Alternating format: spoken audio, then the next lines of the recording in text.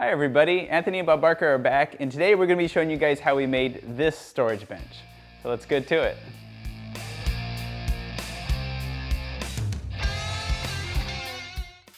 The whole reason for this project is that we just needed an area to kind of sit down and put down our shoes by our front door, as well as like a good place to keep some of the stuff that we use for Bob Barker's walks.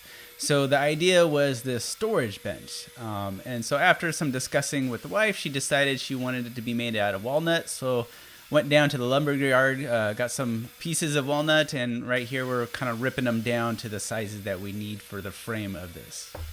Now my original idea was to use just the regular walnut lumber for the frame, and for the panels I was going to use some veneered plywood, but I ended up just getting an extra piece that I'm going to plane down later to use for the panels as well, and that's this piece right here that we're kind of cutting down to the size that we need. And once that's done, we can move on over to the miter station. We're of course using our stop block for the repeatable cuts, making sure everything stays the size that we need it to, and we can chop all these down to size.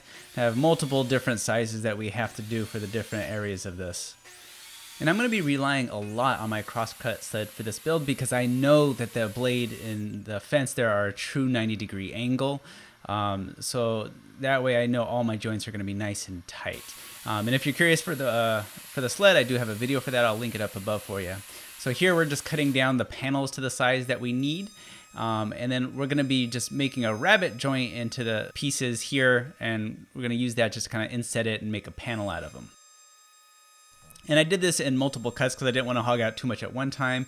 And of course you can also do this on your table saw. Just kind of do a one cut and then rotate it 90 degrees and then cut out the rest of that square. But I found for me this was just easier to do. Next up was planing down the panels. Now I forgot my camera, but luckily my friend happened to be there and took a few videos, so I at least have one shot of it. So we planed that down just so it fits better within the panels, not as unwieldy. And as you see here, I got me a new toy. I finally got a nice sander, and oh man, I had to relearn how to sand because this thing took so much more material than my old sanders did. So like it totally rounded over that piece, which no big deal. I still had extras to redo it, but I definitely had to take a little time to get a better feel for this one compared to my old one. So once I got that all sorted out, it's time to put some of these panels together. So basically I'm just kind of gluing them into the rabbet joints here. And one mistake that I did make is I made these pieces thinner than I intended, and that is going to end up being an issue later, and we'll talk about that in a minute. And so for here, I'm just basically going to be gluing these up one at a time, and unfortunately I don't have enough clamps to do too many of these at once, so I had to kind of do one, wait some time, and then do another, and then wait some more time, and so on and so forth. But it ended up working out okay, just because there's always extra things to do while you're waiting. And this piece is the back panel. So for this one, I'm going to have a solid piece of the walnut on the top and bottom, and the side pieces only have it on the bottom. So once I had that all done, next is to do the legs on the side. And here we're just using a little rigged up there stop block there just to make sure everything is the same length. And then after we get all of those pieces cut, we're going to be doing some rabbet joints on these as well. Now I did go out and buy a new saw blade for this because I needed one with the flat teeth. That way it was as smooth as possible there. I could have done this with my dado stack, but I figured this is going to give me the smoothest cut and the most accurate cut using my cross-cut sled. So we did this basically on each side of these pieces of walnut, and then just for a little extra measure, I just kind of got some chisels and kind of cleaned it up after I finished that up just to make sure it's going to fit together very smoothly. And when I was designing this piece, I actually went back and forth on how I was going to join these pieces, but I figure in the end that this is probably going to give me the strongest joint for what I'm looking for. So here you can kind of see the pieces fit together pretty nicely, and it's a nice tight fit. Now we're on to gluing up those legs. So I just make sure to spread plenty of glue in all of my rabbet joints. Then I have lots of clamps and extra stuff there ready to put it together.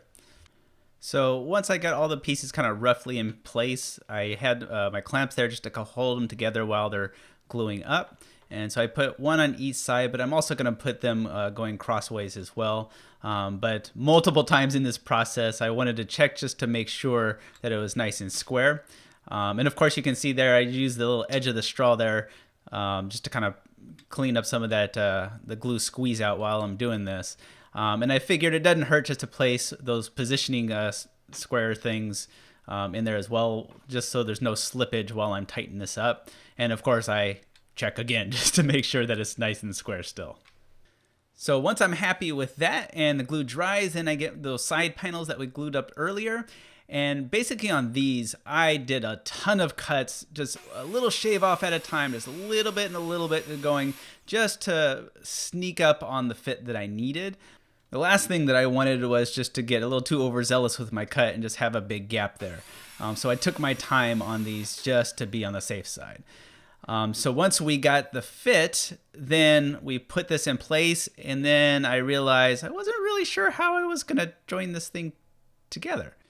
Initially, I was going to do multiple pocket hole screws, but then since I made it too thin, it wasn't thick enough to really hold the screws well. So what I ended up deciding to do is I'm going to do some pocket holes on the bottom piece of walnut there. And then for the top pieces, I just cut out little squares of walnut so I can measure them into place. I can glue those in place, and then I'll end up gluing the top of the panel to those as well. So I just kind of carefully measured out where exactly those little tabs need to be. And I put a little bit of wood glue as well as a little super glue just to kind of act as a clamp and the activator there. And then I just get those in place, and that's just really nice because it's pretty much an instant bond and it stays nice and strong. And then put that on the other side, and then we'll be ready to glue up the panel. So I'm less worried about these ones because they're really not structural, or they're just a cosmetic piece on the side. So I'm not as concerned about like the strength of this.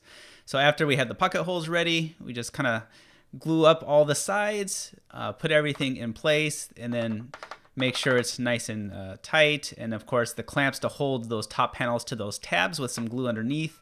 And whenever I do the pocket holes, I always clamp it just so it doesn't wander on me. And I really didn't want to have to shave off a whole bunch of this if it started to move.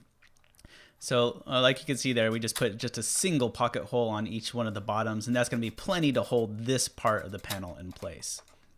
And once I was finished with that one, I was on to do the second one, and I was pretty happy with the end result, so I just repeated the same exact process for this one, gluing it up, sneaking up on the cut for the side panel, and just like before, putting in those tabs and the pocket holes, and then joining it all together. So once we're done with the two side panels, it's time to get the back panel ready. Now this one created a little bit more of an issue with the joinery. Like I said, initial plan, kind of after thinking about it a little bit, I decided just to do the pocket hole screws, and of course gluing it as well. But once this was too thin for it, it really limited the number of screws that I could put in there, so it's going to kind of decrease the strength some. So what I probably should have done is, instead of doing the pocket holes, just set up some bead locks on there, like I did with the patio furniture set, and that would have gave me a nice strong joint. But for some reason I just didn't, and we're going to be doing pocket holes on the tops and bottoms of those, as well as lots of glue. Now that's definitely not going to be as strong as I want it to be, but I think in the end it's going to end up being okay because of the internal structure that I'll be putting in for the drawers. That's going to help shore it up some. And the plywood on top is going to be set straight on those sides, which are going to be stronger. So I think in the end it should be okay. But like I said, it was less than ideal the way I did end up joining this together. So feel free to leave some comments and suggestions below, but remember, you can leave constructive criticism without being a jerk, so keep that in mind, please. And then I did notice on this very last joint, and on a couple of other ones going forward, that there's just a slight little gap in there, so it wasn't as tight as I wanted. So I got some of the dust from sanding and mixed it in with some of the glue, and I just used that as a little bit of a putty to put into the joint, and in the end it just made it look completely seamless. So with the back panel on, it's on to doing the front, and of course we just measure very carefully where we want this to set, checking to make sure it's nice and square, and then using multiple pocket hole screws on each side to get this in place. And right there you can see we're doing a little bit more of that putty. Then the top piece here, which we're doing the same exact process, just making sure we have it right where we want it, gluing it and pocket hole and screwing it into place. And then we're going to be putting in a divider between the two drawers. So I used a different cutoff, you can see kind of set on that lower frame. That gives me the placement that I want. And of course, just triple check to make sure everything is nice and square, and then glue this and screw it into place. And then let that dry. And so now we're going to be working on the inner structure that's going to be holding the drawer slides and giving a little bit more rigidity and strength to it. So we cut those out, and once this dried, I just wanted to come sand this all down just because I was anxious to use my new sander. And I was very happy with how everything turned out. It looks very seamless now. So I'm going to be using the undermount drawer slides for this. And it's going to be inset for the faces. So we do have to put a little bit of a structure here just to hold the drawer slides. And I figured since I'm doing that, I can just overdo it just a little bit just to kind of help shore up the strength of these back panels. So I'm putting strips on the top of the front and back, and we're going to be doing the same thing on the bottoms. And I kind of screw it all over to the side and to the cross pieces just to add extra strength to all those connections. And so you can see right there, we're doing it in the front. And of course, I am very carefully measuring where the placement of this is to make sure everything stays kind of even and square. And then once we have all four of those in, then we're going to be cutting in the vertical pieces that are going to be in between those two to hold the actual slides themselves. And so for here, these are going to be like the middle ones, and I'm drawing a line about 3/8 of an inch from the edge, and that's just for the offset for the back brace of the drawer slides. And then you line that up with the front here, and then you can mark out the bottom and exactly where that's going to sit. So you can see there, and then it fits nice and perfectly. And then for these ones that are on the side, you want to get those completely over to the side of it. Although I did have to stop and jigsaw out a little piece for those tabs that I put in so it would actually fit into the side. Then you can draw your lines and get those in place as well. And so once you have all of those ready, you can just kind of pre-mount all of your brackets. And before I put those on, it did take a quick second to mark out the piece that I'm going to be using for the drawer faces. So basically I just kind of put this in place and drew lines behind it. So that kind of gives me some general markers when I'm cutting that out later. And then back to installing the drawer slides. So for these pieces, I'm just using some pocket hole screws to attach them to that top brace. And of course, I'm making sure that those are flush to the face frame there. And then on the bottom, I'm just screwing them in from underneath. I'm still getting used to this little angle thing. I kind of futz around with that a little bit when I do need to use it sometimes. Okay, and then same thing, repeating that on the opposite side. Then it's on to the middle pieces, and for those, same thing, I just make sure I line them up really well with the face frame so it's nice and flush. Clamp those in place, and then I'm going to be putting a couple screws from both up top and below to hold those in place. And with all of these kind of extra plywood and structure, you can see it's going to add a little bit more strength, so it makes me less worried about the back pieces. And so for here, we're putting those two back pieces in, and these ones we put them just straight flush to the edges of it, based on the measurements and placement that we had before. That's going to be going just perfect. And just like the front ones, a couple screws from above and a couple screws from below, and those will be in place. And then the only one that I have to do actual measurement within the box is going to be those two back middle ones. And so basically I marked out where it needs to go, and then we can put those in place and screw those in as well. Now I know this does seem like a few extra steps, but it actually is really fast and easy, and it makes it very, very simple to install your drawer slides once all this is taken care of.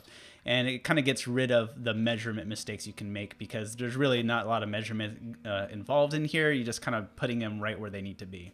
And so now we're screwing this into those pieces that we did. There is a specific measurement depending on how thick your face frame is, how far back you want to set those in so it sits nice and flush. So I just looked at the numbers that I had on the paperwork that came with these drawer slides and got those into the right position. And so once those are in place, I'm taking my measurement from slide to slide so I can make my drawers. Now I do have multiple other videos that kind of shows my general process of making the drawers. So I'll link one of those above, and we'll try to go a little bit quicker through this one. But basically I'm just getting some plywood here, And I ended up doing 1/2 inch. I wanted 5/8, but I couldn't actually find any when I was looking. So I ended up just sticking with the 1/2 inch. And you can see I did set up a stop block over near my fence there just to make those cuts easy. So I cut those all down to size, and then I use my dado stack to cut out a groove for the bottom. For these ones, I'm still just using the same 1/2 inch plywood, so that's how thick a dado stack I put on there. And so we run all those through, and essentially that's going to get the basic structure to put the drawers together. And just like for all of the other things, I'm still using my crosscut sled for the majority of this because I know it's nice and square. Then I got another chance to use my new sander again, and I am really loving this thing. After I got to use it a bit and got used to it, it is really nice. And so for me, I kind of prefer just to throw some pocket hole screws in the drawers because they're hidden. You'll never see them, and they're very easy to do. And on the top of these ones, I want it to look a little bit nice, so I got this iron-on edge banding. So very simple. You just kind of get your iron hot, and that glue adheres to it in place. Then after that, you just cut off the excess. I just use a little X-Acto knife to cut off the side edges, and then I have this other little tool that trims off the edges of these, right? And I usually run it across just a few times just to get as much of it off as I can. And then after that part, I usually just do a little bit of hand sanding using a block just to hit those edges, and it makes it kind of blend in really nice. So after that's done, then we're cutting out the tabs that are necessary to sit on top of the undermount drawer slides. I forgot to do this one of my prior builds, and it got a little irritating to cut those out once it's actually assembled. And so the glue up process of this is nice and simple, especially like, using the pocket holes there. I just line everything up, and of course I did use some glue, and then just put a few pocket holes in, and you're pretty much good to go. So I usually just kind of do one side, then flip it around, then we can do the other side. And everything you typically will line up really nice and well, but I do double check it with squares just to make sure that I'm keeping it aligned properly. Then we're going to be drilling a couple holes in the back of this as well. That's just for the tabs that come off on the undermount drawer slide, so it sits in there the way it should. Now, since I'm using the 1/2 inch, I went very slow because it almost goes through the back surface of this, so you have to be careful not to have that show. Then we can get our hardware in place. So basically you just put that in the corner and screw those into place, and then the drawers are pretty much ready to be mounted. And the nice thing with these ones is they are very adjustable. So if everything doesn't align perfectly, there's a lot of different adjustments that you can do just to kind of help get things the way where you want them. So once we have those all put in and everything fits nicely, we can move on to getting the top ready. So for this, what I'm doing is basically I'm just marking out the edges, and I'm going to be using just my jigsaw just to cut out close to the lines. I'm not going to be doing it perfectly because I'm just going to use a flush trim bit on my router to get it totally flush. But I'm cutting this part out because I didn't want to give it too much to have to hog out. So cut that part with the jigsaw, and this one we just cut with the circular saw. Then we're just going to screw it into place, and the screws are just going through those cross braces that we put in earlier. Then once that's secured, we can go ahead and just flush trim it. Now, my original plan for this is I was going to upholster this myself. I was just going to get 2 to 3 inch padding and then get some fabric and kind of staple it all in place. But once I kind of got into the build, a lot of things were going on where my time was pretty much limited. And then the wife came up with the idea to have a local upholstery shop do it. And it ended up being not very expensive to do, so it ended up working out well.